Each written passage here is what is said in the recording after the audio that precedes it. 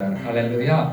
தேவன் நம் பட்சத்தில் இல்லாமல் போயிருந்தால் ஹல்லேலூயா நான் எப்பொழுதுமே இல்லாமல் போயிருந்திருப்பேன். அப்பனா இதுக்கு கான்வர்ஸ் என்ன? இதோடைய எதிர்ப்பதம் என்ன? இதோட எதிர்ப்பதம் தேவன் என்னோடு இருக்கிறதுனால ஹல்லேலூயா நான் ஒருபோதும் கெட்டு போக மாட்டேன். ஹல்லேலூயா. தேவன் என்னிடத்துல இல்லாதிருந்தா நான் எப்போ கெட்டு போயிருப்பேன்னு சொல்லி பாடணும். ஆனா இப்போ அதோட கான்வர்ஸ் என்ன? தேவன் என்னோடு இருப்பதினால நான் எப்பொழுதுமே கெட்டு போக மாட்டேன். ஹல்லேலூயா. நான் எப்பொழுதுமே எனக்கு எந்த பாதிப்பும் வராது. ஏன்? தேவன் என்னோடு கூட இருக்கிறார். ஹல்லேலூயா. தேவனை தெரிந்து கொண்டதினால. ஹல்லேலூயா. ஏதேன் தோட்டத்துல மிஸ் ஆன ஒரு காரியம், ஏதேன் தோட்டத்துல எந்த காரியங்கள் தவறி போச்சு அப்படின்னு சொல்லி கேட்டா, ஏதேன் தோட்டத்துல அவன் கனியை நன்மை தீமை அறியத்தக்க கனியை புசித்தது நிமித்தமாக என்ன நடந்துச்சு? அவன் தேவனுடைய ஆவியிலிருந்து பிரிக்கப்பட்டோம். அந்த புசிக்கிற நாளிலே நீ சாகவே சாவாயின்னு சொன்னாரா, இல்ல புசிச்சேன்னா கொன்னே போடுவேன்னு சொன்னாரா? ஹல்லேலூயா. இல்ல கவனிங்க, அந்த புசிக்கிற நாளிலே நீ சாகவே சாவாயின்னு சொன்னாரு. ஏன் அப்படி சொன்னாரு? நான் என்ன செய்யறனோ அதனுடைய பலனை நான் தான் அனுபவிக்க வேண்டும். ஹல்லேலூயா. நான் ஒரு காரியத்தை செய்துட்டு அந்த காரியத்துக்கு வேற ஏதாவது பரிகாரமோ இல்லை வேற ஏதாவது தேட முடியாது. நான் செய்த காரியத்திற்கு நானே பழி. ஹல்லேலூயா. அதான் அந்த காரியம். நீ சாப்பிடுகிற நாளிலே சாகவே சாவாயின்னு அவர் சொன்னதுனால, அவர் சாகவே சாவாய் அப்படின்னு என்னன்னா, நீ சாப்பிட்டேன்னா நீ சாவ, அவ்வளவுதான். ஹல்லேலூயா. நான் கொன்றுவேன்னு சொல்லல பாருங்க. ஆகையினால நம்முடைய வாழ்க்கையில நாம் அனுபவிக்கிற காரியங்கள், நாம் அனுபவிக்கிற எல்லா வேதனைகளுக்கு நான் தான் பொறுப்பு. ஹல்லேலூயா. அப்போ நாம் எப்போ தேவனிடத்துல மனம் திரும்புகிறோமோ, எப்பொழுது மனம் திரும்பி தேவனே இதுக்கு நான் தான் காரணங்கிறது எப்ப நாம் அறிந்து கொள்கிறோமோ, அப்போ தேவன் அந்த காரியத்திலிருந்து நம்மை விடுவிக்கிறார். ஹல்லேலூயா. ஹல்லேலூயா. நீ செய்த ஒரு காரியத்துக்கு இப்ப பாருங்க, ஒரு உதாரணம் சொல்றேன். லேவிக்கு ஒரு மொபைல் ஒன்று வாங்கி கொடுத்துருக்கோம். அவன் ஸ்கூல்லலாம் படிக்கணும், இது ஆன்லைன் கிளாஸ் எல்லாம் இருக்குதுங்கிறதுக்காக அவனுக்கு ஒரு மொபைல் வாங்கி கொடுத்துருக்கோம். அப்போ நான் சொன்னேன், இது ரொம்ப காஸ்ட்லியான மொபைல் லேவி, ரொம்ப கேர்ஃபுல்லாக நீ வச்சுக்கணும் அப்படின்னு சொல்லி கேட்டணும். அப்போ ஒரு நாள் காஸ்ட்லி அப்படின்னு சொன்னா என்னன்னு சொல்லி கேட்டால், அது தண்ணி அது மேலே தெளிச்சதுன்னா அது ஒன்றும் ஆகாது. ஓகே, அந்த மாதிரி மொபைல். இப்போ என்னோட மொபைல் ஆப்பிள் 11 Pro Max, அது தண்ணிக்குள்ளே போட்டாலும் ஒன்றும் ஆகாது. ஸ்விம்மிங் பூலுக்குள்ள அடியில் விழுந்தாலும் ஒன்றும் ஆகாது. அதை அவன் பார்த்துட்டு என்ன செஞ்சான், அவனுடைய ஃபோனு காஸ்ட்லி நான் சொன்னதை நிமித்தமாக அந்த ஃபோனை என்ன பண்ணிட்டான், தண்ணிக்குள்ள விட்டுட்டான். தண்ணிக்குள்ள விட்டு என்ன பண்ணா, எடுத்து ஒரு வீடியோ எடுத்து அந்த வீடியோ எங்கிட்ட கூட காமிச்சான். டேடி இங்க பாருங்க, சூப்பரா ஒரு வீடியோ எடுத்திருக்கேன், பார்த்தா ரொம்ப அருமையா இருந்துச்சு, வீடியோ தண்ணிக்கடியில போய் எடுத்திருந்தது, எல்லாம் நல்லா இருந்துச்சு, ரொம்ப நல்லா இருந்தது லேவி இந்த வீடியோ அப்படின்னு சொல்லிட்டு நான் சொன்னேன், தம்பி இது எதுல எடுத்தேன் அப்படின்னு சொல்லி கேட்டேன். இதே போன்ல தான் டேடி எடுத்தேன் அப்படின்னு சொன்னான். இந்த போன் அந்த மாதிரி போன் இல்லை சாமி, இது வேற ஒரு போனு, டேடி போன்ல தான் அப்படி எடுக்க முடியும், ஒரு போன்ல தண்ணி தெளிச்சாதான் தப்பிக்கவே தவிர உள்ள விடக்கூடாதுன்னு சொல்லி இருந்தேன். பிற்பாடு என்ன பண்ணா, ஓகே டேடின்னு சொல்லிட்டு போனவன் கொஞ்ச நாள் கழிச்சு ஏதோ அவனுடைய நண்பர்கள், அவனுடைய அக்கா எல்லாரும் இருந்ததுனால ரொம்ப ஆர்வம் மிகுதியில என்ன பண்ணிட்டான், அன்னைக்கே ஒரு நாள் தண்ணியில விட்டுருந்தமே அப்படின்னு சொல்லிட்டு டேடி சொல்லியிருக்கிறாருங்கிறத கூட மறந்து போனவனாக, அதில் டேடி சொன்னதையும் மறந்து தண்ணிக்குள்ள போட்டுட்டா, அதுவும் தொட்டி தண்ணிக்குள்ள. ஹல்லேலூயா. அது என்ன, மீனை படம் பிடிக்கிறதுக்காக போட்டான், மீனை படம் பிடிக்கிறதுக்காக உள்ள போட்டான். மீன் தண்ணீர் உயிர் வாழக்கூடியது, ஆனா மொபைலு வெளியில உயிர் வாழக்கூடியது. ஆகையினால என்னாச்சு, மொபைலு செத்து போச்சு. இப்போ மொபைல் இல்லை. பாருங்க, இதே போலதான் தேவன் சொன்னாரு, அந்த பழத்தை சாப்பிடுகிற நாளில், அந்த கனியை நீ சாப்பிடுகிற நாளிலே நீ சாகவே சாவாயின்னு சொல்லத அவன் மறந்து போனவனாக அதை புசித்து ஜீவனை இழந்து போயிட்டான். ஜீவனை இழந்துட்டான் பாருங்க. அப்படின்னா ஆவியில அவன் செத்துட்டான். ஃபர்ஸ்ட் அவன் சாகவே சாவாயின்னா அந்த பழத்தை சாப்பிட்டவன் செத்தானா? சாகல. அவன் முதல்ல ஆவியில செத்து, அந்த ஆவியில் உண்டான மரணம் அவனோட சரீரத்துக்கு வர்றதுக்கு எத்தனை வருஷம் ஆச்சு? ஆதாமோட வயசு எல்லாம் 930 வருஷங்கள். அவன் அந்த பழத்தை கனியை சாப்பிட்டதிலிருந்து அவனுடைய வயசு கால்குலேட் ஆகுது. 930 வருஷம் அவன் இந்த பூமியில வாழுகிறான். அப்பயும் மரணிக்காம கஷ்டப்பட்டு அவன் மறிக்கிறான்.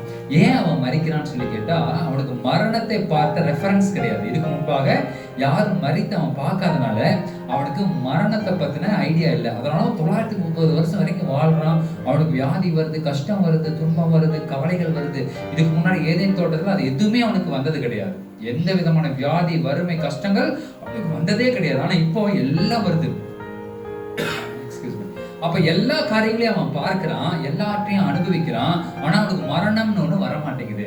930 வருஷம் கழிச்சுதான். நினைச்சு பாருங்க, இன்னைக்கு 80 வயசுலயே நமக்கு பல்லு போய், கண்ணு போய், கை போய், முட்டி போய் எல்லாம் இருக்கும்பொழுது அவன் 930 வருஷத்துல ஒருத்தன் உயிர் வாழ்ந்திருக்கிறான்.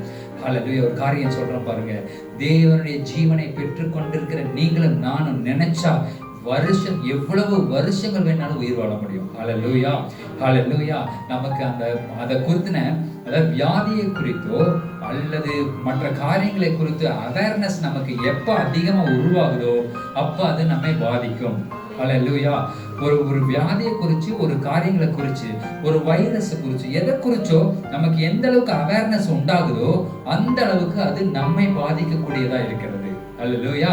இப்ப நான் பாருங்க, இப்ப கொஞ்ச நாளைக்கு முன்னாடி சொல்றேன், இந்த கொரோனா வியாதியை குறிச்சு அது இது என்னென்னமோ சொல்லிட்டு இருந்தாங்க. அதை பத்தி நான் அதிகமா பார்க்கவே மாட்டேன். ரொம்ப நான் போதிக்கிறவனா இருந்தா கூட அதை பத்தி அதிகமா நான் பார்க்க மாட்டேன். ஏன்னா அதை பத்தின அவேர்னஸ் என்ன பண்ணுது, நம்மளை எல்லா இடங்களிலும் பயமுறுத்திக்கிட்டே இருக்கு.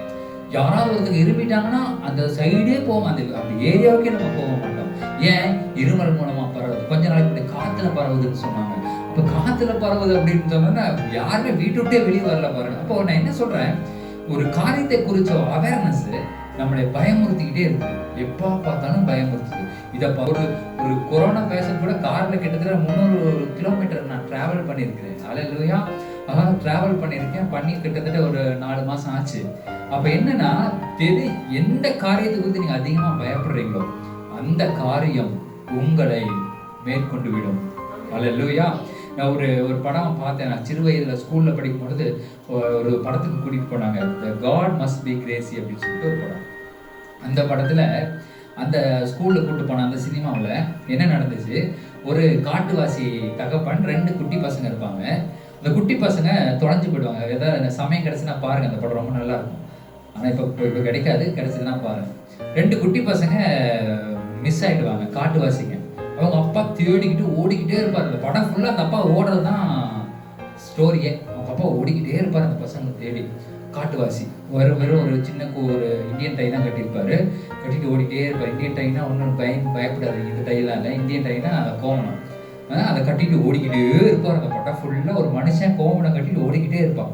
அப்போ ஒருத்தன் நகரத்துல இருந்து, சிட்டில இருந்து ஒருத்தங்கெல்லாம் அந்த காட்டுக்குள்ள வேட்டையாடுக்குள்ள வந்துருப்பானுங்க. அவனுக்கிட்ட போய் இவன் கேட்பாங்க, அப்பா இங்க இந்த பக்கம் குட்டி பசங்க யாராவது வந்தாங்களா அப்படின்னு சொல்லி கேட்கும் பொழுது அவனுக்கு பயந்துட்டு துப்பாக்கி எடுத்து அவன் முறை நீட்டி ஹேண்ட்ஸ் அப் அப்படின்னு சொல்லுவான். அவனுக்கு துப்பாக்கியும் தெரியாது, ஒண்ணும் தெரியாது அந்த காட்டுவாசி அப்பாவுக்கு. அவன் பாட்டுக்கு பேசிட்டு அந்த துப்பாக்கி வாங்கிடுவான் கையில இருந்து. அதை பத்தி தெரியாது, அது சுற்றுனும் தெரியாது, அது ஒண்ணும் தெரியாது. அதை அவன் கையில இருந்தே வாங்கி அவன் கையிலேயே வச்சுட்டு இப்படின்னு காமிச்சா அவன் பயப்படுவான். அந்த சிட்டில இருந்து வந்தா பயப்படுவான். இப்ப என்ன விஷயம் அப்படின்னு சொல்லி கேட்டா, ஒரு காரியத்தை குறித்து நமக்கு அவேர்னஸ் இல்லைன்னா அதையவே நம்ம கையில பிடிச்சிக்கலாம். ஹல்லேலூயா. பிடிச்சாலும் அது நம்மளுக்கு பாதிக்காது பாருங்க. ஹல்லேலூயா. இதுதான் நான் சொல்ல வரேன். என்ன காரியம், எதை குறித்து உங்களுக்கு அதிகமா அவேர்னஸ் இருக்கோ அது உங்களை அதிகமாக பாதிக்குதுன்னு சொல்றேன். ஹல்லேலூயா. ஆகினா ரொம்ப இந்த பூஞ்சை கீஞ்ச அது இது வரட்டும், எல்லாம் வந்தா ஒரு பக்கம் வந்துட்டு போகட்டும். ஆனால் உயிர் தெழுந்த இயேசு கிறிஸ்து நமக்குள் வாசம் செய்து கொண்டிருக்கிறார். ஹல்லேலூயா. இதை நீங்க உறுதியா பற்றி பிடிக்கும் பொழுது எல்லா விதமான பலவீனங்கள் நம்மளை விட்டு வெளியே போறதை நம்ம பார்க்க முடியும். ஹல்லேலூயா. அது வரதான் செய்யும். ஆனா எனக்குள்ள ஒருத்தர் இருக்கிறாரு. ஹல்லேலூயா. இஸ்ரேலை யாருமே தாக்க முடியல. ஏன்? அவங்க கிட்ட பேட்ரியாட் இருக்கு. பேட்ரியாட் அப்படின்னா ஸ்கட் யாராவது ஏவுகணை விட்டாங்கன்னா இங்க இருந்து பேட்ரியாட் ரெடியா வச்சிருப்பாங்க. அப்படின்னா என்ன, அது வானத்திலேயே போய் அடிச்சுமோ, அதை ஒழிச்சிருமாமா. ஹல்லேலூயா. இது ஆட்டோமேட்டிக்கா ஃபிக்ஸ் பண்ணி வச்சிருப்பாங்க அந்த பேட்ரியாட்டை. அப்ப என்ன பண்ணும், எந்த ஏவுகணைகள் மேல வந்தாலும் இது போய் அதை தாக்கி வானத்திலேயே அதை அழிச்சு ஒண்ணும் இல்லாம பண்ணிடும். அதை ஆட்டோமேட்டிக்கா செட் பண்ணி வச்சிருக்காங்க. ஸ்கட்டுங்கிற அந்த ஒரு எந்த இது வந்தாலும் பேட்ரியாட்டிக் ரெடியா இருக்கும். ஹல்லேலூயா. அதே போல நம்ம எதிர்த்து நிக்கிற எந்த விதமான வைரஸ், எந்த வியாதி, எது எங்க நார்த்ல வந்தாலும், சவுத் ஈஸ்ட் சுத்தி வர இருந்தாலும், நியூஸ்ல இருந்து வந்தாலும் சரி, அதான் நியூஸோட எக்ஸ்பென்ஷன். அதான் news north south east west, அதான் நியூஸ். ஹல்லேலூயா. அந்த நியூஸ்ல இருந்து வந்தாலும் சரி, அது நம்மை ஒன்றும் செய்யாது. ஏன்? நம்ம கிட்ட ஒரு பேட்ரியாட் இருக்கிறாரு. ஹல்லேலூயா. நம்ம கிட்ட பேட்ரியாட் இருக்கார். வரும் பொழுது அதை நொறுக்கி தள்ளும்படியாக தேவ வல்லமை உங்களுக்குள் இருக்கிறது. ஹல்லேலூயா. ஆகையால எதை குறித்து நீங்க பயப்பட வேண்டாம், எந்த காரியத்திற்கும் பயப்பட வேண்டாம். வரட்டும் வந்துட்டு போகட்டும், அதை அங்க வச்சு ஆண்டவர் அடிச்சிருவார். ஹல்லேலூயா. அதே இடத்துல வைத்து தேவன் அதை முறிக்கிறவரா இருக்கிறார். ஓகே, இந்த காரியத்தை குறித்து பேசும்பொழுது நம்ம மனதுக்குள்ள எப்பவுமே ஓடிக்கிட்டு இருக்கோம். பெரிய அப்போஸ்தலர், பெரிய இதா பேசுறாரு, அப்படி பேசுறாரு, இப்படி பேசுறாரு. ஆனா அப்போஸ்தலனாகிய பவுலுக்கே கண்ணுல பிரச்சனை இருக்குதுல்ல. எத்தனை பேர் அதை விசுவாசிக்கிறீங்க? பலவீனம். என்ன பலவீனம் இருந்துச்சு? கண்ணுல இருந்து. எனக்கு தெரிஞ்சு பைபிள்ல ஒரு வசனம் அது மாதிரி பவுலுக்கு கண்ணுல இருந்து சீல் வடிச்சுக்கிட்டு இருந்தது, கண்ணுல தண்ணி வடிச்சுக்கிட்டு இருந்ததுன்னு யாராவது ஒரு வசனத்தை எனக்கு எடுத்துக்காமீங்க பார்க்கலாம். இருந்துச்சுன்னா நீங்க இதுல சாட்லயே போடுங்க. யாராவது ஒரு வசனம். பவுலுக்கு மாம்சத்தில் ஒரு முள் கொடுக்கப்பட்டிருக்கிறது அப்படின்னு சொல்லி ஒரு வசனம் மாத்திரம் என்ன பண்ணுச்சு? பவுல் அப்படியே பலவீனமாக்கி அந்த ஒரு பாயிண்ட வச்சு இந்த உலகத்துல இருக்க எல்லா கிறிஸ்தவர்களையும் அது பலவீனமாக்கிடுச்சு பாருங்க. ஹல்லேலூயா. அப்போஸ்தலனாகிய பவுலுக்கே கண்ணுல ஒரு முள் இருந்துச்சு, எனக்கு இது சாதாரணம். அப்போஸ்தலனாகிய பவுலுக்கே சரீரத்துல ஒரு முள் இருந்துச்சு, எனக்கு இந்த கேன்சர் வந்தது பரவாயில்ல. அப்போஸ்தலனாகிய பவுலுக்கே இது இருந்துச்சு, எனக்கு சுகர் இருக்குது பரவாயில்ல, எனக்கு என்னென்ன உப்பு இருக்குது, நம்ம சமையல்ல பயன்படுத்துற அத்தனையும் இருக்குது. ஹல்லேலூயா. உப்பு இருக்குது, சர்க்கரை இருக்குது, காரம் இருக்குது, புளிப்பு இருக்குது. ஹல்லேலூயா. இயேசு கிறிஸ்துவின் நாமத்தினால சொல்றேன், எல்லா விதமான பலவீனங்களும் வரும் இந்த உலகத்தானுக்கு. ஹல்லேலூயா. உங்களுக்கும் எனக்கும் வராது, வந்தால் நிக்காது இயேசு கிறிஸ்துவின் நாமத்தினால. ஹல்லேலூயா. ஏன்னு கேட்டா, ஓகே, இந்த காரியத்தை இன்னைக்கு நான் இதை டீல் பண்ணிடுறேன், இந்த பிரச்சனையை நான் டீல் பண்றேன். இந்த பவுல் பிரச்சனையை டீல் பண்ணிட்டோம்னா அதுல இருந்து தான் எல்லாரும் இந்த ஒன்னு இடத்துல எல்லா பாஸ்டர்ஸ் என்ன பண்றாங்க, போதிக்கிறாங்க. இந்த காரியத்தை போதிக்கிறாங்க. இது ரொம்ப எனக்கு மனசு வருத்தமா இருக்கு. பவுலுக்கு கண்ணுல முள்ளு கொடுக்கப்பட்டிருக்கிற வாசியங்கள். கொரிந்தியர் 2 கொரிந்தியர் 12வது அதிகாரத்துல 5ல இருந்து வாசிங்க பார்க்கலாம். இதுலதான் அந்த வசனம் வருது. இப்படிப்பட்டவனை குறித்து மேன்மை பாராட்டுவேன், ஆனாலும் என்னை குறித்தும் என் பலவீனங்களே அன்றி வேறொன்றிலும் மேன்மை பாராட்ட மாட்டேன். சத்தியமானதை நான் பேசுகிறேன். நான் மேன்மை பாராட்ட மனதாய் இருந்தாலும் நான் புத்தியீனன் அல்ல. ஆனாலும் ஒருவனும் என்னிடத்தில் காண்கிறதற்கும் என்னாலே கேட்கிறதற்கும் மேலாக என்னை எண்ணாதபடிக்கு அப்படி செய்யாதிருப்பேன். அன்றியும் எனக்கு வெளிப்படுத்தப்பட்டவைகளுக்குரிய மேன்மையின் நிமித்தம் நான் என்னை உயர்த்தாதபடிக்கு என் மாம்சத்தில் ஒரு முள் கொடுக்கப்பட்டிருக்கிறது. என்னை நான் உயர்த்தாதபடிக்கு அது என்னை குட்டும் சாத்தானுடைய தூதனாய் இருக்கிறது. அது என்னை விட்டு நீங்கும்படி நான் 3 தரம் கர்த்தரிடத்தில் வேண்டிக் கொண்டேன். அதற்கு அவர், என் கிருபை உனக்கு போதும், பலவீனத்தில் என் பலன் பூரணமாய் விளங்கும் என்றார். ஆகையால் கிறிஸ்துவின் வல்லமை என் மேல் தங்கும்படி என் பலவீனங்களை குறித்து நான் மிகவும் சந்தோஷமாய் மேன்மை பாராட்டுவேன். ஹல்லேலூயா. இதுல என்ன வருது? நிறைய வார்த்தைகள் பலவீனம் பலவீனம் பலவீனம் பலவீனம் இல்லையா? இந்த பலவீனத்தை குறித்து நான் மேன்மை பாராட்டுவேன்னு சொல்றாரு. அப்ப 7வது வசனம் என்ன சொல்லுது? 7வது வசனம் மறுபடியும் பண்ணீங்க. எனக்கு வெளிப்படுத்தப்பட்டவைகளுக்குரிய மேன்மையின் நிமித்தம் நான் என்னை உயர்த்தாதபடிக்கு என் மாமிசத்தில் ஒரு முள் கொடுக்கப்பட்டிருக்கிறது. ஹல்லேலூயா. இந்த வசனத்தை எழுதினால பவுல் இதைய புடிச்சுக்கிட்டு இன்னும் எல்லா ஜனங்களும் மாம்சத்துல முள்ளு, பவுலுக்கு மாம்சம். அப்போ மாம்சத்தில் ஒரு முள் கொடுக்கப்பட்டிருக்கிறது அப்படின்னு சொன்னா, முள் அப்படிங்கிறது எதை குறிக்குது அப்படின்னு சொல்லி நீங்க முதல்ல பார்க்கணும். அந்த கான்டெக்ஸ்ட்ல முள் எதை குறிக்கிறது? முள் அப்படின்னா மாம்சத்தில் ஒரு முள் அப்படின்னு சொல்லிட்டாரு. அதனால என்ன பண்ணிட்டாங்க, பவுலோட மாம்சத்துல ஒரு பிரச்சனை இருந்துச்சு, ஒரு வியாதி இருந்துச்சு, பலவீனம் இருந்துச்சு. அந்த பலவீனம் எப்பொழுதுமே அவருக்கு இருந்துச்சு. அதை என்ன பண்ணுவாங்கன்னு சொல்லி கேட்டா, இதை நான் அவங்க எல்லாம் என்ன பொதுவா எல்லா போதகர்களும் இதை குறிச்சு என்ன சொல்லுவாங்கிறத நான் சொல்றேன். அதுக்கப்புறம் இதோடைய விளக்கத்தை நான் சொல்றேன். சரியா? இப்ப இதை என்ன பண்ணுவாங்க, இதையும் கலாத்தியர் 4ல இருக்கிற ஒரு மேட்டரையும் என்ன பண்ணுவாங்க, முடிச்சு போட்டுருவாங்க. கலாத்தியர் 4 எடுத்து படிச்சீங்கன்னா 4ல 13ல இருந்து 15 வரைக்கும் படிச்சு பார்க்கலாம். கலாத்தியர் உங்களுக்கு தெரிந்திருக்கிறபடி நான் சரீர பலவீனத்தோடு முதலாம் தரம் உங்களுக்கு சுவிசேஷத்தை பிரசங்கித்தேன். அப்படி இருந்தும் என் சரீரத்தில் உண்டாயிருக்கிற சோதனையை நீங்கள் அசட்டை பண்ணாமலும் அரோசியாமலும் தேவ தூதனை போலவும் கிறிஸ்து இயேசுவை போலவும் என்னை ஏற்றுக்கொண்டீர்கள். அப்பொழுது நீங்கள் கொண்டிருந்த ஆனந்த பாக்கியம் எங்கே? சரி, அதான் கண்களை பிடுங்கி கொடுக்கலான்னு கூட நீங்க அப்படியும் செய்திருப்பீங்க அப்படின்னு சொல்லி சொல்றாங்க. அப்போ இதை ரெண்டையும் அவங்க சேர்த்துக்கிட்டு என்ன பண்ணுவாங்க, அவரோட முள் ஒண்ணு கொடுக்கப்பட்டது. அந்த முள்ளு எதுக்கு, அந்த முள்ளு என்ன பண்ணுது அப்படின்னு சொல்லி கேட்டா, என்னுடைய என் கண்ணுல பிரச்சனை, கண்களையாவது பிடுங்கி கொடுக்கலான்னு அவங்க ஆசையா இருந்தாங்க அப்படின்னு சொல்லி. அது என்ன ஆக்சுவலா நடந்துச்சுன்னு சொன்னா, கலாத்தியா பட்டணத்துல அந்த சிட்டில ஏதாவது ஒரு சிட்டி பேர் சொல்லுங்க. கலாத்தியால ஏதாவது ஒரு சிட்டி பேர் சொல்லுங்க பார்க்கலாம். ஏதாவது ஒரு சிட்டி பேர், ஏதாவது ஒரு பட்டணம், கலாத்தியா தேசத்துல இருக்கிற ஏதாவது ஒரு பட்டணம். கலாத்தியாங்கிறது இப்ப இருக்கிற துருக்கி, அதை வச்சுக்கோங்க, ஞாபகம் வச்சுங்க. அதுல ஏதாவது ஒரு பட்டணத்துக்கு பேர் சொல்லி கவனிங்க. அப்போ அவர் அந்த பட்டணத்துக்குள்ள போகும் பொழுது எல்லாம் கல்லெறிந்து அவரை கொல்றாங்க. சரியா? அப்போ கல்லெறிஞ்சு கொல்லப்பட அந்த காரியம் வரும்போது அவரு ஃபுல்லா உடம்பு ஃபுல்லா அடி வாங்கிடுறாரு. மேபி கண்ணில் கூட ஒரு அடிபட்டு இருந்திருக்கும். அதனால அந்த பட்டணத்துக்குள்ள போய் அவர் சுவிசேஷத்தை அவர் திரும்பி எந்திரிச்சு எல்லாம் இவங்கெல்லாம் சுத்தி நிற்கும் பொழுது இவர் எழுந்து நின்றுறாராம். ஹல்லேலூயா. எழுந்து நின்று மறுபடியும் அவங்க சுவிசேஷத்துக்கு போகும் பொழுது கண்ணில் எல்லாம் அடிபட்டு அவங்க சொல்றாங்க, கண்ணில் அடிபட்டு இருக்கு, இதைவாவது நான் உங்களுக்கு என் கண்களையாவது பிடிங்க உங்களுக்கு கொடுத்துட்றேன் அப்படின்னு சொல்லுபடியா அன்பு வச்சிருந்தீங்க. ஹல்லேலூயா. அவர் அதை தான் சொல்ல வர்றார். அதை படிச்சு பாத்தீங்கன்னா அந்த 16 என் கையெழுத்தாய் எவ்வளவு எழுதினேன் என்று பாருங்கள். என் கையெழுத்தாய் எவ்வளவு எழுதினேன் என்று பாருங்க அப்படின்னா, இதை என்ன பண்ணாங்க, பெரிய கையெழுத்தா அப்படிங்கிறது மாதிரி படிச்சுட்டாங்க. அது அப்படின்னா அவர் பெரிய கையெழுத்து எழுதினாரு, பெரிய கையெழுத்தா எழுதினாரு, பெரிய லெட்டரா எழுதினாரு. ஏன் பெரிய லெட்டர் எழுதினாருன்னா, அவருக்கு கண்ணுல வந்து குறைபாடு இருந்ததுனால பெரிய எழுத்தா அவர் எழுத வேண்டியதா இருந்தது அப்படின்னு சொல்லி இதை அந்த மாதிரி ஒரு கன்க்ளூஷன்ல கொண்டு வந்து, பவுலுக்கு கண்ணுல பிரச்சனை இருக்குது, இப்ப சொன்னபடி கண்ணுல சீலே வடியுது. ஹல்லேலூயா. அப்படி ஒரு காரியத்தை சொல்லிட்டாங்க. இப்ப சொன்னதுனால என்ன ஆச்சுன்னா, நம்ம மனசுல அது ரொம்ப ஆழ் மனதுல போய் அது உட்கார்ந்துருச்சு. பவுலுக்கு கண்ணுல பிரச்சனை இருந்துச்சு, கண்ணுல சீல் வடிச்சிட்டு இருந்தது. அதனால அது பெரிய கையெழுத்து எழுது, பெரிய கையெழுத்து எழுதல, லாங் லெட்டர், நிறைய லெட்டர்ஸ் எழுதுனேன்னு அவர் சொல்றாரு. அந்த வசனத்தை தெளிவா படிக்கணும் பாருங்க.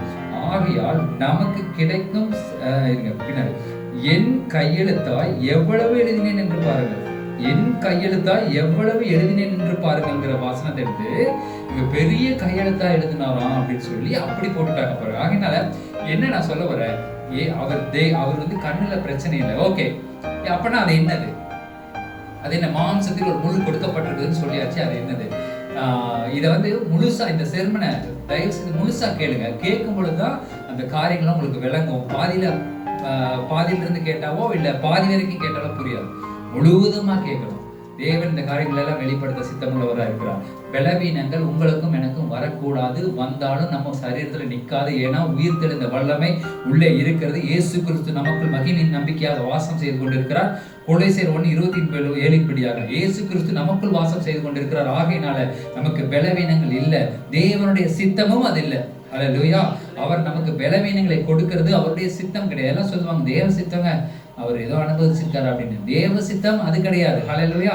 அவர் பொல்லாங்கினால் சோதிக்கிறவர் அல்ல. தெளிவா சொல்லுது வேதம். யாக்கோபு 1:13 அவர் பொல்லாங்கினால் சோதிக்கிறவர் அல்ல. அவருடைய சோதனை, அவர் சோதனைக்காரன் அல்ல, சோதனைக்காரன் வேற. ஹல்லேலூயா. இவர் சோதிக்கிறவரே கிடையாது. எல்லாரும் சொல்லுவாங்க கடவுள் ரொம்ப சோதிக்கிறாருங்க, ரொம்ப சொல்லாதிருங்க. அப்படியே பைபிள் சொல்லுது, அப்படி சொல்லாதிருங்கன்னு போட்டிருக்குது. ஹல்லேலூயா. யாக்கோபு 1:13. அப்போ என்ன தேவன் சொல்றாரு, நான் பொல்லாங்கினால் உன்னை சோதிக்க மாட்டேன். நீ ஏதாவது உனக்கு வந்திருந்துச்சு, ஏதாவது பிரச்சனை இருந்துச்சுன்னா அது உன்னுடைய காரியங்கள் நிமித்தமாக தான் வந்திருக்குமே தவிர நான் அதை உன்னுடைய வாழ்க்கையில கொண்டு வரவில்லைன்னு அவர் சொல்றாரு. ஹல்லேலூயா. ஓகே, இப்ப இந்த பவுலினுடைய காரியங்களுக்கு வருவோம். பவுல் அவருடைய சரீரத்துல ஒரு முள் கொடுக்கப்பட்டிருந்ததுன்னு சொல்லிட்டு அப்ப கொஞ்சம் முன்னாடி இருந்து வாசிக்கிறார். 2 கொரிந்தியர் 11வது அதிகாரம் 23 இருந்து வாசிங்க. அவர்கள் கிறிஸ்துவின் ஊழியக்காரரா?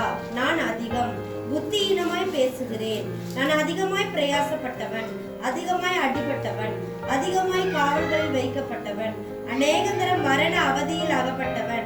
யூதர்களால் ஒன்றும் குறைய 40 அடியாக 5 தரம் அடிபட்டேன். 3 தரம் விலாறுகளால் அடிபட்டேன்.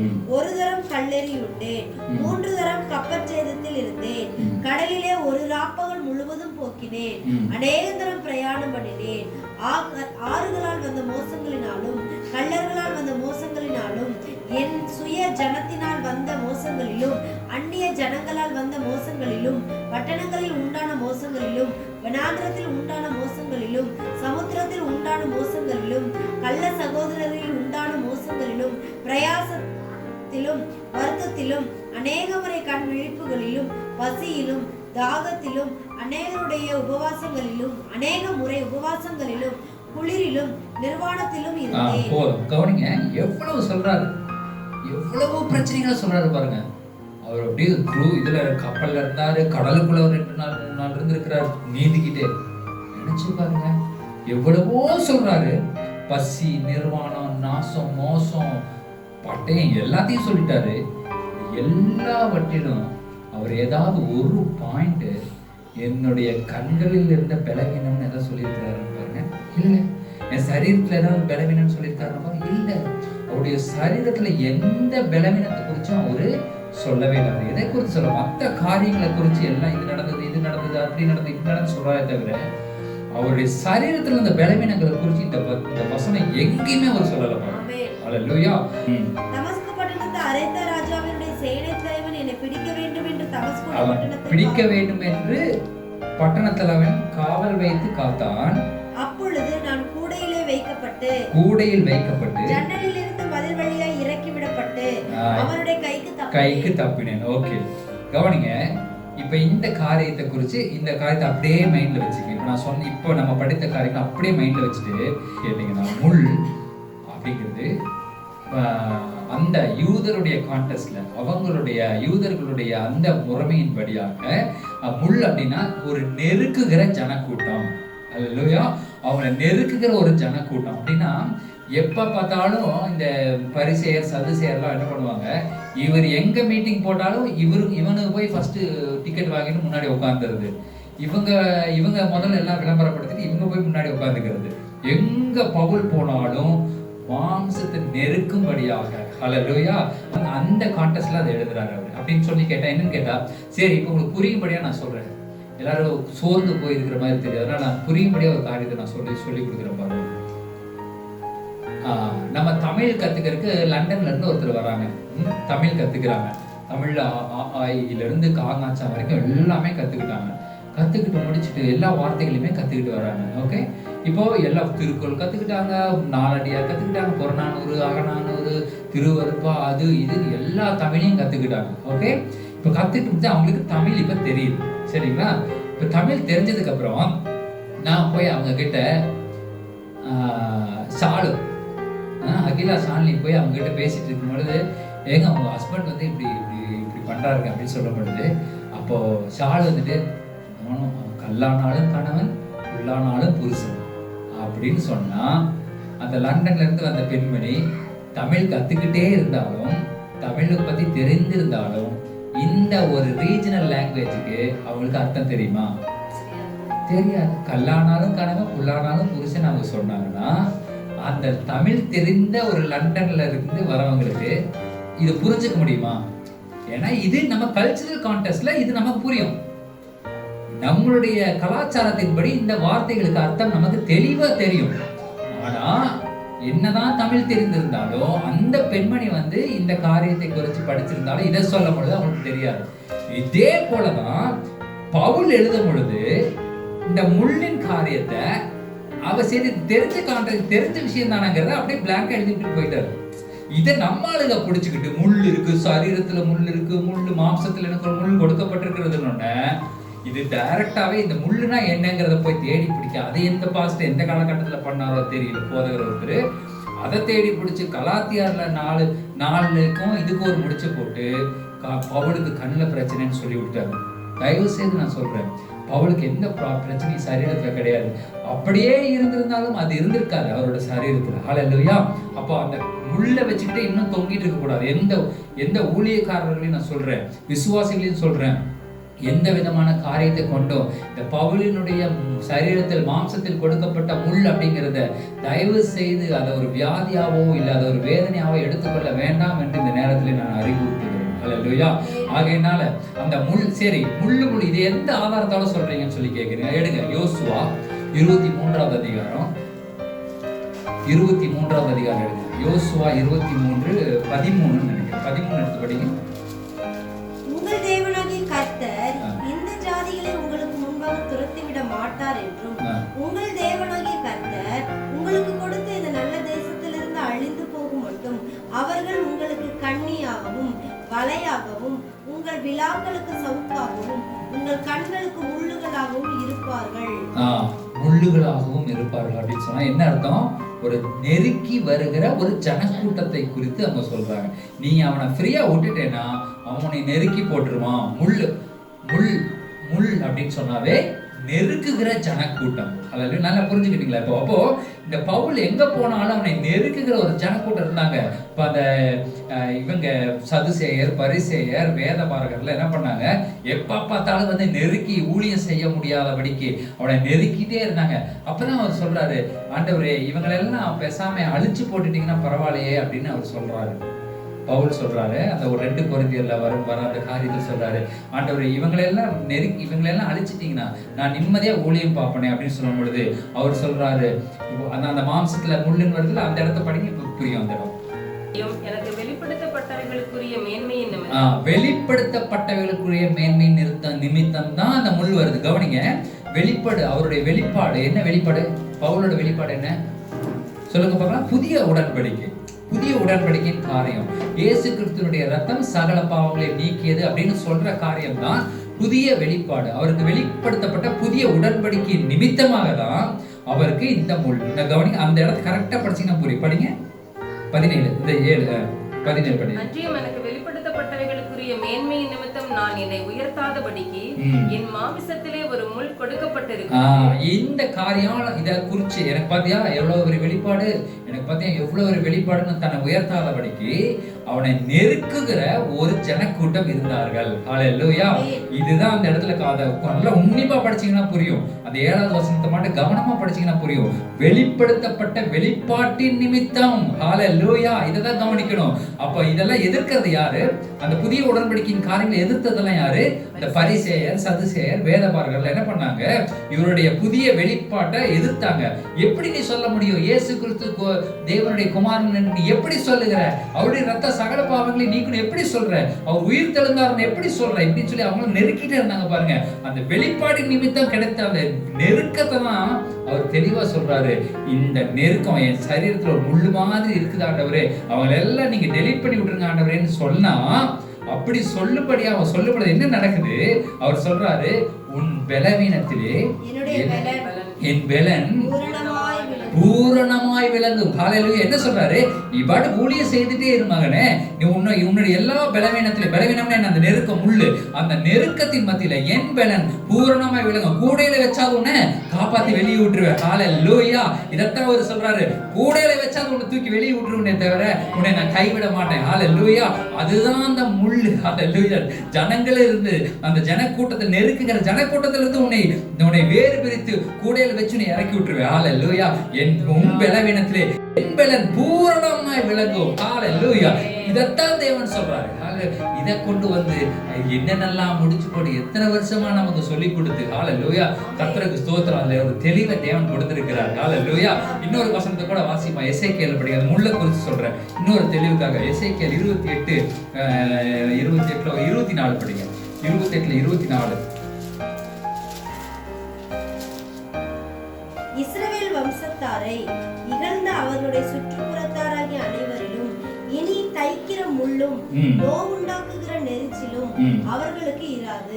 தைக்கிற முள், அதாவது இஸ்ரவேல் வம்சத்தாரை இகழ்ந்த அவர்களுடைய சுற்றுப்புறத்தாராகிய அனைவரிலும் அப்படின்னா சுற்றில் இருக்கிற அந்த ஜனங்களை குறித்து சொல்றாங்க. இதுதான் இது அந்த கல்ச்சரல் கான்டெஸ்ட்ல அந்த யூத ஜனங்களுக்கு, அந்த இஸ்ரவேல் ஜனங்களுக்கு அது தெரியும். அதனால பவுல் அதை எக்ஸ்பிளைன் பண்ணாம அப்படியே ஃப்ரீயா விட்டுட்டாரு. இதை பிடிச்சுக்கிட்டு முள்ளு சரீரத்துல முள்ளுன்னு பவுலோட சரீரத்துல இருந்த முள்ளை இன்னும் இங்க இருந்து புடுங்க வேண்டியதா இருக்கு நம்ம ஜனங்கள் கிட்ட இருந்து. ஹல்லேலூயா சொல்லிக்கிட்டு இருக்கிற பவுலினுடைய வார்த்தையில ஹல்லேலூயா முழுவதுமாக அந்த உண்மை இருக்கிறது. அவருடைய வெளிப்பாடுகளின் நிமித்தம் அவருக்கு கொடுக்கப்பட்ட முள் தான் அந்த பரிசேயர் சதுசேயர்களுடைய காரியங்கள். ஹல்லேலூயா அவரை நெருக்குகிற காரியம். தயவு செய்து இந்த காரியத்துல நீங்க ஒரு தெளிவை எடுத்துக்கொள்ளணும். தயவு செய்து நான் சொல்றேன், நான் இன்னைக்கு ஒரே காரியம் தான், எந்த விதமான முள்ளுகளும் நமக்கு கிடையாது. எவளுக்கும் சரீரத்துல எந்த விதமான முள்ளும் கிடையாது, உங்களுக்கும் எனக்கும் சரீரத்துல எந்த விதமான முள்ளும் கிடையாது, இருக்கவும் முடியாது. ஏன்னா இயேசு கிறிஸ்துவினுடைய விலையேற பெற்ற இரத்தம் நம்மை கழுவி சுத்திகரித்திருக்கிறது. எல்லா பாவ சாபங்களிலிருந்து நம்மை நீக்கி இருக்கிறது, நம்மை சுத்திகரித்து இருக்கிறது. நம்முடைய எல்லா விதமான இனிக்விட்டிஸ், எல்லா முடியாத காரியங்கள், எல்லா முட்களின் காரியங்கள் எல்லாவற்றையும் நம்ம இடத்துல எடுத்து போட்டிருக்கிறது. அதனால இந்த நாளில எல்லா அந்த இருதயத்தின் ஆழத்திலிருந்து ஒரு காரியத்தை நீங்க தெரிந்து கொள்ள வேண்டும். நமக்கு எந்த வியாதி வறுமை வருவதற்கு அதிகாரம் கிடையாது. ஹல்லேலூயா. அது ஏன் நம்ம கிட்ட வந்துச்சு? நம்மளுடைய உள்ளார்ந்த அந்த மனதுக்குள்ள எப்பயோ ஒருத்தங்க போட்ட ஒரு காரியம், அந்த பவுலினுடைய முள்ளு ஒண்ணு உள்ள இருக்கு. பவுலுக்கே முள்ளு இருக்கு, அப்ப உனக்கு இருக்கிறது ஒண்ணும் தப்பு இல்லைன்னு சொல்லி இருக்கு. அந்த ஒரு மைண்ட் செட் என்ன பண்ணுச்சு, நம்மளை அப்படியே வளர்த்திட்டே வருது வியாதியில. ஹல்லேலூயா. ஒவ்வொரு பலவீனத்திலையும் அப்படியே வளர்த்திக்கிட்டே வருது. தெளிவா இன்னைக்கு ஒரு காரியத்தை சொல்லுகிறேன், பிள்ளைகளுக்கு சொல்லி கொடுக்குறேன். ஹல்லேலூயா. உங்களுக்கு வியாதி வராது. ஹல்லேலூயா. எந்த பலவீனமும் வராது, உன்னை அணுகாது. அவர் சொல்லியிருக்காரு, வாதை உன் கூடாரத்தை அணுகாதுன்னு சொல்லியிருக்காரு. ஹல்லேலூயா. இந்த வசனத்தை விசுவாசித்து இருந்தீர்களானா ஹல்லேலூயா, இந்த காரியம் எந்த விதமான பலவீனமோ உங்களுக்கு அதை நெருங்க விட்டுருக்க வந்துச்சு. Okay, no problem. அப்ப நம்ம கிட்ட தான் பேட்டரி ஆட் இருக்குது. ஹல்லேலூயா. அது வந்துச்சுனால இங்க இருந்து தேவ வசனம் போய் அடிச்சு வானத்திலேயே சுக்குனார் ஆக்கிரும். ஹல்லேலூயா. நம்ம எல்லா பலவீனங்களையும் தேவன் தாமே சுமந்து தீர்த்தார். ஹல்லேலூயா. உனக்கு எனக்கு இனி பலவீனங்கள் கிடையாது. வேறதுலயும் யாருக்கும் பலவீனம், யாராவது ஒருத்தர் ஒரு வசனத்தை சொல்லுங்க பார்க்கலாம், இயேசு கிறிஸ்து பலவீனமா இந்த இடத்துல படுத்திருந்தார்னு சொல்லி. ஹல்லேலூயா. இயேசு கிறிஸ்து இந்த இடத்துல பலவீனம் சோர்ந்து இருந்தார். ஊழியம் செய்து களைப்பா இருந்தா, சோர்ந்து இருந்தா, படுத்திருந்தார். அப்படியே நான் வந்திருக்கேன் தவிர பலவீனத்தை தலைவலி வந்து படுத்தாரு, காய்ச்சல் வந்து படுத்திருந்தாரு. No, never. அவர் எந்த இடத்துலயுமே பலவீனப்பட்டவர் அல்ல. அவர் மனித குமாரனா இந்த பூமியில் இருந்த காலத்தில் கூட அவர் எந்த பலவீனமும் பட்டவர் அல்ல. அதே இயேசு கிறிஸ்து உயிர்த்தெழுந்த வல்லமையோடு கூட இருக்கிறார். ஹல்லேலூயா. அவர் நமக்குள் வாசம் செய்து கொண்டிருக்கிறார். ஹல்லேலூயா. அப்ப அவர் நமக்குள் இருப்பதனால எந்த பலவீனமும் நம்மை அணுகாது. ஏன்னா அதுக்கு நானே உயிருள்ள சாட்சி. ஹல்லேலூயா. எந்த விதமான வியாதி, வறுமை, வேதனைகள் எதையும் இந்த சரீரம் பார்த்ததே கிடையாது. ஹல்லேலூயா. என் ஆவியில நான் உணர்ந்தது இல்லை, என்னோட ஆத்மாவில நான் உணர்ந்தது இல்லை. ஏன்னு கேட்டா இயேசு கிறிஸ்துவின் உயிர்த்தெழுந்த வல்லமை உங்களுக்குள்ளும் எனக்குள்ளும் இருக்கிறது. அதை நான் அதிகமா உணர்ந்திருக்கேன். அதனாலதான் அதை நான் பிரசங்கம் பண்ணிக்கிட்டு இருக்கிறேன். ஹல்லேலூயா. ஆகையினால எந்த பலவீனம் அணுகினாலும் அது அங்கேயே காணாம போயிடும். ஹல்லேலூயா. இந்த வசனத்தை கேட்கிற ஜனங்களே, இந்த வசனத்தை கேட்கிற காதுகள் பாக்கியம் உள்ளது, எல்லா கண்களும் மூடுவோம் ஒரு நிமிடம். ஹல்லேலூயா. நன்றி ஆண்டவரே, நன்றி அப்பா, நன்றி நன்றி. இந்த வார்த்தைகளுக்காக ஸ்தோத்திரம் ஆண்டவரே. அப்பா, இவ்வளவு நாட்கள் பிசாசினுடைய இருதயத்திலே விதைத்து வைத்திருந்த எல்லா விதமான விதைகள் ஹல்லேலூயா நான் ஒவ்வொன்றா வெளியே எடுத்து போடுகிறேன். இயேசு கிறிஸ்துவின் நாமத்தினாலே அந்த விதைகளை நான் வெளியே எடுக்கிறேன். ஹல்லேலூயா. அது எவ்வளவு பெரிய விருட்சமாக முளைத்திருந்தாலும் சரி, அதை நான் வெட்டி வீழ்த்துகிறேன் இயேசு கிறிஸ்துவின் நாமத்தினாலே. பிசாசு களையை போல ஆண்டவரே, எவ்வளவு வசனங்கள்ல திளைத்திருக்கிற அப்பா ஊழியக்காரர்களையும் எவ்வளோ மத்தியிலும் களை போல விதைக்கப்பட்டிருந்த அந்த அப்பா முள்ளின் காரியங்கள், பலவீனத்தின் காரியங்கள் பவுலுக்கே இருந்தது, எனக்கு இல்லாம இல்லையா அப்படின்னு சொல்லி இருக்கிற எல்லா காரியங்களையும், எல்லா விதைகளையும் இயேசு கிறிஸ்துவின் நாமத்தில் நான் பிடுங்கி வெளியே எடுக்கிறேன். எல்லா வேரிலிருந்து அந்த விருட்சங்களை நான் பிடுங்கி எடுக்கிறேன் இயேசு கிறிஸ்துவின் நாமத்தினால. எல்லாம் சுகம் அடைவார்களாக. எந்த ஊழியக்காரர்களையும் இனிமேல் எந்த பலவீனமும் தொடாதபடிக்கு நான் வேலி அடைக்கிறேன் இயேசு கிறிஸ்துவின் நாமத்தினாலே. இயேசு கிறிஸ்துவின் ரத்தம் சகலவற்றையும் நீக்கி இருக்கிறது. அவருடைய தழும்புகளால் குணமானீர்கள். காலையில் இதை கேட்டுக்கொண்டிருக்கிற, இந்த சத்தத்தை கேட்டுக்கொண்டிருக்கிற யாராக இருந்தாலும் சரி, அது ஊழியக்காரர்களா இருந்தாலும் சரி, விசுவாசிகளா இருந்தாலும் சரி, அவிசுவாசிகளா இருந்தாலும் சரி, தேவனுடைய ரத்தம் உங்களை கழுவி இருக்கிறது. தேவனுடைய தழும்புள்ள கரம் உங்கள் மேல இறங்கி கொண்டிருக்கிறது. முழு சுகத்தை நீங்கள் பெற்றுக்கொள்ள முடியும். இருதயத்தில் இருக்க எல்லா விதைகளை வெளியே எடுத்து போட்டுருங்க பார்க்கலாம். ஒருவன் கிறிஸ்துவுக்குள் இருந்தால் அவன் புதியவனா இருக்கிறான். ஹல்லேலூயா. பலவைகள் எல்லாம் ஒளிந்து போயின, எல்லாம் புதிதாயின்னு சொல்லப்பட்டிருக்கிறபடி சரீரத்தில் இருக்கிற எல்லா காரியங்களும் புதிதாக மாறுவதாக இயேசு கிறிஸ்துவின் நாமத்தினால, மாறுவதாக இயேசு கிறிஸ்துவின் நாமத்தினால எல்லா ஆர்கன்ஸ் அது அதனுடைய செயலை 100% செய்யட்டும்னு சொல்றேன். எல்லா ஊழியக்காரர்களை பலவீனப்பட்டிருக்கிற எல்லாரையும் நான் இப்பொழுது நினைத்து ஜெபிக்கிறோம். ஹல்லேலூயா, ஹல்லேலூயா. பவுலினுடைய முள்ளுக்கு பின்பாக ஒளிந்து கொள்ளாதபடிக்கு ஹல்லேலூயா, நான் அதெல்லாம் உடைச்சிட்டு வெளியே வரணும்னு சொல்லுங்க பார்க்கலாம். இயேசு கிறிஸ்துவின் நாமத்தினாலே இயேசு கிறிஸ்துவின் உயிர்த்தெழுந்த வல்லமை ஒவ்வொரு மேலே இப்பொழுது பாய்வதாக, இப்பொழுது பாய்ந்து செல்வதாக. இயேசு கிறிஸ்துவின் ஆணி பாய்ந்த கரம் ஒவ்வொருடைய சிரசின் மேலே இறங்குவதாக, இறங்குவதாக. முழு சுகத்தை பெற்றுக் கொள்ளட்டும். ஓ ரிபா ஷேகர தெலரிமா ராகரதலரபா. எல்லா பயத்தின் நாவை வெளியேறட்டும் இயேசு கிறிஸ்துவின் நாமத்தினால. ஹல்லேலூயா, ஹல்லேலூயா, ஹல்லேலூயா. நன்றி அப்பா, நன்றி அப்பா. தேவ பிரசன்னம், தேவனுடைய பிரசன்னம் ஒவ்வொருவரும் இப்பொழுது மூடட்டும் என்று சொல்லி ஜெபிக்கிறோம். ஒவ்வொருவரையும் மூடட்டும் என்று சொல்லி ஜெபிக்கிறோம் இயேசு கிறிஸ்துவின் நாமத்தினால. ஹல்லேலூயா. சுகத்தை பெற்றுக் கொள்ளட்டும். நன்றி ஆண்டவரே. நம்ம எங்கும் தேவ ராஜ்யம் பரவட்டும்னு சொல்லி ஜெபிக்கிறோம். அங்கங்க எங்கெல்லாம் ஊழியங்கள் இந்த நாளில் நடைபெறுகிறதோ, எங்கெங்கெல்லாம் தேவனுடைய வார்த்தைகள் பேசப்படுகிறதோ, அங்கெல்லாம் தேவ வல்லமை வெளிப்படுவதாக, தேவனுடைய இருதயம் வெளிப்படுவதாக. தேவனே, நீர் என்ன சித்தம் வைத்திருக்கிறீர்கள் ஆண்டவரே. சோத்திரம் அப்பா. எல்லா சுகத்தையும் பலத்தையும் நம்ம பேசுகிறோம், ஆரோக்கியத்தை பேசுகிறோம். எல்லா பலவீனங்கள் மாறட்டும் என்று சொல்லி ஜெபிக்கிறோம். ஹல்லேலூயா. எல்லா பயங்கள் வெளியேறட்டும் இயேசு கிறிஸ்துவின் நாமத்தினாலே. எல்லா கவலைகளை எங்களை விட்டு போகட்டும் இயேசு கிறிஸ்துவின் நாமத்தினாலே. நாங்கள் தேவனுடைய பிள்ளைகள், தேவனுடைய ராஜ்யத்தின் தளபதிகளாய் இருக்கிறோம். ஒரு எங்களுக்கு எந்த பயமும் கிடையாது, எந்த கவலையும் கிடையாது. யார் வந்தாலும் என் தேவன் எனக்காக யுத்தம் செய்வார். அவருடைய பட்டயம் என்னை எதிரிக்கு முன்பாக வருகிறது, என்னுடைய எதிரிக்கு முன்பாக தேவனுடைய பட்டயமே வருகிறது. இனி எதுவும் எங்களை மேற்கொள்ள முடியாது என்ற விசுவாசத்தோடு கூட ஒவ்வொருவரும் ஆண்டவர் தேவனுடைய ராஜ்யத்தில் பயன்பட கிருபை செய்யும். எல்லைகள் பெரிதாகணும்னு சொல்லி ஆராதனை ஆசீர்வதிங்க ஆண்டவரே. இது ஒவ்வொரு இந்த கலந்து கொண்ட ஒவ்வொருவரையும், அதை பார்த்து கொண்டிருக்கிற ஒவ்வொருவரையும் தேவன் ஆசீர்வதிக்கிறாங்க. குடும்பமாக ஆசீர்வதிங்க அப்பா. எல்லா பொருளாதார சூழ்நிலைகள் மாறட்டும் ஆண்டவரே. இப்பொழுது இருக்கிறதை காட்டிலும் 1000 மடங்கு பெருகி இருக்கட்டும் ஆண்டவரே. ஸ்தோத்திரம். எல்லா விதமான பொருளாதார சூழ்நிலைகள் பெருகட்டும்னு சொல்லி ஜெபிக்கிறோம். பெருகட்டும் ஆண்டவரே. பொருளாதார சூழ்நிலைகளை கை வைக்கிற எல்லா பிசாசின் வல்லமைகளை வெளியேறு கிறிஸ்துவின் நாமத்தினாலே. ஹல்லேலூயா. பொருளாதாரங்கள் பெருகட்டும், பெருகட்டும், பெருகட்டும், பெருகட்டும் ஆண்டவரே. அப்பா, ஈசாக்கு விதை விதைத்த பஞ்ச காலத்துல விதைத்த விதை 100 மடங்கு ஆசீர்வாதத்தை அறுத்தது போல ஹல்லேலூயா, நாங்கள் இந்த காலத்திலும் 1000 மடங்கு ஆசீர்வாதத்தை இன்னும் அதிகமா பெற்றுக்கொள்ளும்படியாக இந்த சத்தத்தை கேட்கிற ஒவ்வொருவரும் ஆசீர்வதிக்கப்படும்படியாக ஜெபிக்கிறோம் ஆண்டவரே. உங்களுக்கு ஸ்தோத்திரம். மீதியான வேலைகள் தேவனுடைய கிருபை கூட இருக்கட்டும் அப்பா. இந்த எங்கெங்கெல்லாம் நடக்குது அந்த ஆராதனை எல்லாம் ஆசீர்வதிக்கிறோம் ஆண்டவரே. எல்லா ஊழியக்காரர்களையும் தேவனுடைய ரத்த கோட்டைகளாக வைக்கிறோம். எந்த ஊழியக்காரர்களையும் இனி எந்த காரியமும் தொடாதபடிக்கு நாங்கள் பாதுகாக்கிறோம், பாதுகாப்பை பேசுகிறோம் இயேசு கிறிஸ்துவின் நாமத்தினாலே. ஒவ்வொருவரும் பாதுகாப்பாக இருப்பார்களாக, பலத்தோடு இருப்பார்களாக, எதிர்ப்பு சக்தியோடு இருப்பார்களாக ஆண்டவரே. உங்களுக்கு ஸ்தோத்திரம். எதிர்ப்பு சக்தி வளரட்டும் என்று சொல்லி ஜெபிக்கிறோம். Immunity rise in the name of Jesus Christ of Nazareth. Hallelujah. ஏசாவுக்கு ஸ்தோத்திரம். வளரட்டும் என்று சொல்லி ஜெபிக்கிறோம். பாதுகாத்துக் கொள்ளுங்க, பலப்படுத்துங்க. ஆண்டவர் இயேசு கிறிஸ்துவின் மூலம் ஜெபிக்கிறோம் எங்கள் ஜீவனுள்ள பரம தகப்பனே. ஆமென், ஆமென்.